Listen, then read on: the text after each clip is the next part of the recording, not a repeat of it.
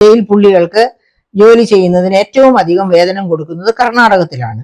വിദഗ്ധ തൊഴിലാളിക്ക് ദിവസം 663 രൂപ, അവിദഗ്ധ തൊഴിലാളിക്ക് 524 രൂപ, അർദ്ധവിദഗ്ധ തൊഴിലാളിക്ക് 615 രൂപ എന്നിങ്ങനെയാണ് കർണാടകത്തിലെ തൊഴിൽ കുറ്റവാളി ജയിലിൽ കിടക്കുന്ന കുറ്റവാളി തൊഴിൽ ചെയ്യുമ്പോൾ കിട്ടുന്നത് അവരുടെ ക്വാളിഫിക്കേഷൻ അനുസരിച്ച്.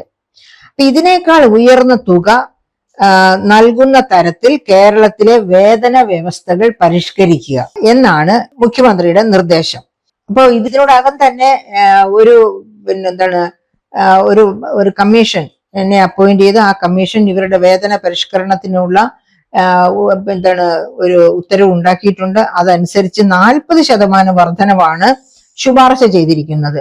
പക്ഷെ അതിലും അധികം നൽകണമെന്നാണ് ഇപ്പോ മുഖ്യമന്ത്രി ആവശ്യപ്പെടുന്നത്.